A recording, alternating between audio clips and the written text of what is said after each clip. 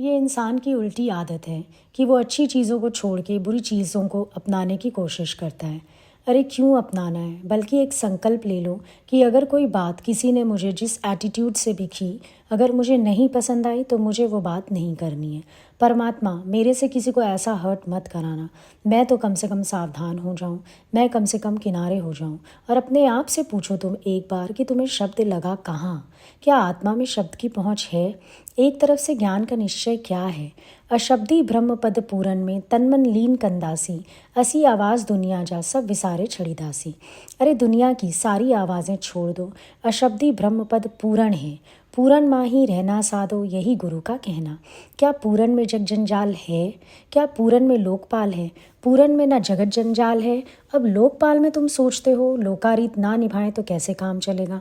अब लोकपाल में तो सारी बातें आ गई कि लोग क्या कहेंगे, लोग क्या कहते हैं, लोग कैसे चलते हैं, लोगों का क्या नज़रिया है, लोगों की क्या विचारधारा है, लोगों के क्या कर्म है और क्या स्वभाव है। तो पूरन में नहीं लोकपाल है, लोगों की बातें ही नहीं, क्योंकि पूर्ण आत्मा में द्वैत है ही नहीं। मुझ आत्मा में द्वैत का संकल्प कहाँ बनता है ही नहीं द्वैत, है ही नहीं दूसरा। अब गुरु नानक देव जी स्कूल गए पढ़ने के लिए, उन्हें भेजा गया तो उन्होंने पढ़ने से मना कर दिया। जब उनको मास्टर जी ने बोला कि तुम बोलो सबसे पहले अलफ, अलफ मतलब होता है एक, तो वो बोल दिए अलफ। अब आया दूसरा नंबर तो उनको बोला बोलो बे, तो वो बोले मैं नहीं बोलूँगा। अरे आता ही बे है तो तुम्हें बोलना पड़ेगा। बोले मैं बे की बात करूँगा ही नहीं, दूजे की बात मैं करूँगा नहीं, और बैठ गए मास्टर जी को ही ज्ञान समझाने। मास्टर जी ने भी हाथ जोड़ लिया कि भाई इसको तो कोई नहीं पढ़ा सकता, ये तो पढ़ा पढ़ाया है, ये दुनिया को पढ़ाएगा। स्वामी राम तीरथ से पूछा समय क्या हो रहा है? बोले 1 बज रहा है। 1-2 घंटे बीत गए, फिर उनसे पूछा कि भाई अब कितने बजे हैं? उन्होंने बोला फिर से कि 1 बज रहा है। फिर पूछा थोड़ी देर बाद कि कितने बज रहे हैं? उन्होंने फिर से बोला 1 बजा है। बोला घड़ी तुम्हारी क्या ख़राब है? बोले नहीं, राम की घड़ी 2 बजाती ही नहीं है, राम की घड़ी में 1 ही बजता है, 2 बजता ही नहीं राम की घड़ी में। तो ज्ञानी के हृदय में द्वैत है ही नहीं, दूजा है ही नहीं। कौन है जिसकी तुम शिकायत कर रहे हो? कौन है जिससे तुम उलझ रहे हो? कृष्ण जब अपनी विभूतियाँ बताते हैं तो वो कहते हैं कि पांडवों में धनंजय भी मैं ही हूँ। धनंजय जो कि मोह के अधीन है, धनंजय जो कमज़ोर है, धनंजय जो 5 विकारों से रोगी है। पर भगवान कहते हैं पांडवों में धनंजय मैं ही बना हूँ। तो कौन है? और कोई दूसरा है ही नहीं। सब गोविंद है, गोविंद के बिना ना कोई। तो किसकी शिकायत कर रहे हो? किससे उलझ रहे हो? वो भी मैं हूँ, ये भी मैं हूँ, और वैसे भी देखो तो हर जगह मैं ही मैं हूँ। क्यों? क्योंकि हो सकता है ऐसे स्वभाव मेरे भी तो निकलते हैं कभी कभी, तो मैं ही तो हूँ वहाँ भी। तो कौन सी बड़ी बात है इसमें? मेरे से भी हो जाती है ऐसी भूलें कभी कभी, मेरे से भी निकलते हैं ऐसे शब्द, मेरा भी एटीट्यूड कभी कभी ख़राब हो जाता है। तो और मान लो प्रैक्टिकली अगर नहीं होता पर मन में कहीं ना कहीं तो आ ही जाता है, तो अलग तो नहीं हुआ ना वो मेरे से। भाई भाई हैं दोनों, फिर शोर मचाने की क्या ज़रूरत है? हो तो सब एक ही, फिर शिकायत किसकी करनी है? फ़ायदा ही नहीं है शिकायत करने का, क्योंकि कहीं से एक्शन हुआ तो कहीं मन में संकल्प भी तो आया। इससे अच्छा है कि तुम थोड़ी मेहनत अपने ऊपर कर लो। और फिर एक बात और समझना कि अगर तुम्हारे अंदर इतनी सच की पावर है तो तुम्हारे आगे कोई झूठ टिक भी ना सके। फॉर एग्ज़ाम्पल युधिष्ठिर अगर नरक में भी चले गए तो वहाँ सत्य का माहौल बन गया, लोगों में इतनी ठंडक आ गई। तुम अपना ज्ञान, तुम अपना सच, अपने वाइब्रेशंस इतने स्ट्रॉन्ग करो कि तुम्हारे सामने आते ही कोई अपना स्वभाव भूल जाए। फिर हुई ना तुम्हारे ज्ञान का इम्तिहान। तुम्हारा निश्चय देखे, फिर कोई कितना भी शेर बने तुम्हारे पीठ पीछे, पर तुम्हारे सामने आते ही वो दहाड़ना भूल जाए, ऐसा स्वभाव होना चाहिए तुम्हारा। कहने का मतलब ये है कि तुम्हें शेर को पालना आना चाहिए। तुम्हारे सामने आके कोई अपनी हिंसा की प्रकृति को छोड़ दे। हम इस यतन में क्यों नहीं लगते? भगवान बोलते थे अगर तुम्हारे लिए माया का कोई ऑफ़र आता है तो तुम्हारे मन में ही खोट है। मतलब अपने आप को तुम इतना स्ट्रांग बनाओ ज्ञान से, अपना भगवानपना इतना प्रकट करो कि तुम्हारे सामने आके कोई अपनी माया भूल जाए, कोई अपना स्वभाव भूल जाए।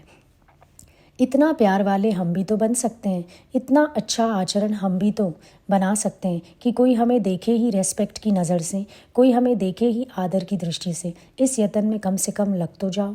जहाँ एफर्ट्स अपने ऊपर लगाने से उन्नति हो सके वो करो, पर हम एफ़र्ट्स दूसरों पे लगाए जा रहे हैं, दूसरों को सोचे जा रहे हैं, दूसरों की बात किए जा रहे हैं, फ़ायदा ही नहीं निकलना कुछ।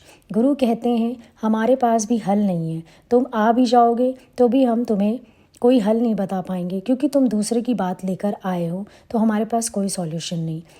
दूसरे का मैं क्या कर सकता हूँ। तुम डॉक्टर के यहाँ चले जाओ, घर में पति बीमार है और तुम डॉक्टर के चले जाओ, इंजेक्शन तुम्हें थोड़ी लगाएगा। पति बीमार है तो तुम्हें तुम्हारे पति को ही लगाएगा ना। तुम अगर दूजे की बात करते हो, हम दूसरे की बात करते ही नहीं, क्योंकि हम करना ही नहीं चाहते। हम बोलते हैं हम एक ही बात जानते हैं और एक ही बात करते हैं, वो है सत्य की बात, ज्ञान की बात, निश्चय की जोत जगाने की बात। आत्म जागृति में रहो, ये वाले काम करना शुरू करो। दूसरी बातों में क्यों उलझे रहते हो। जो समय आत्म आनंद लेने में जाना चाहिए वो समय पर चिंतन में क्यों जा रहा है। स्वचिंतन भी तो किया जा सकता है, आत्मचिंतन भी तो किया जा सकता है।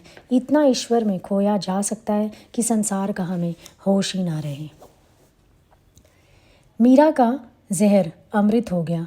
गा गा के कहानियाँ, बोल बोल के, सुन सुन के थक गए, लेकिन तुम्हारे सामने अभी तक भी कोई भी अगर जहरीली बात आ जाए, तुमने कभी अनुभव अपना नहीं बताया होगा कि मैं इसे अमृत करके आया हूँ।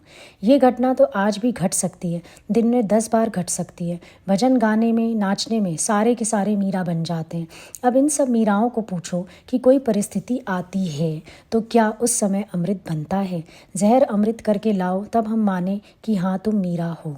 मीरा माना जिसकी दृष्टि में कृष्ण है, मीरा माना जिसके भावों में असर है, मीरा माना जिसके वाइब्रेशंस इतने स्ट्रॉन्ग हैं कि अगर जहर को भी छू लेती है तो वो अमृत बन जाता है।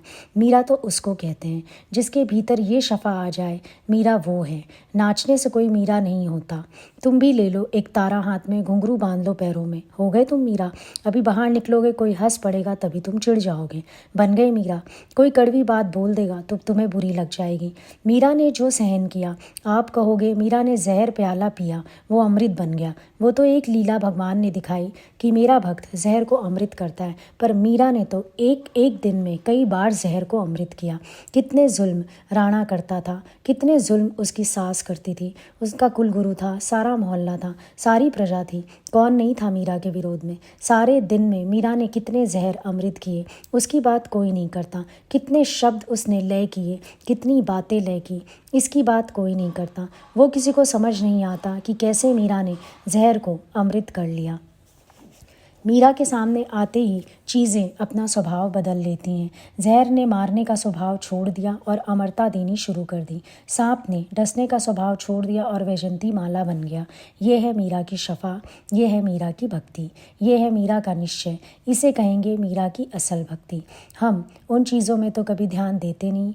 बाहर से ये या तो खुश हो जाते हैं फ़ोटो लगा के या भजन गा के या नाच के, लेकिन असल जो स्थिति होनी चाहिए हमारी, वो स्थिति हम क्यों नहीं बना पाते।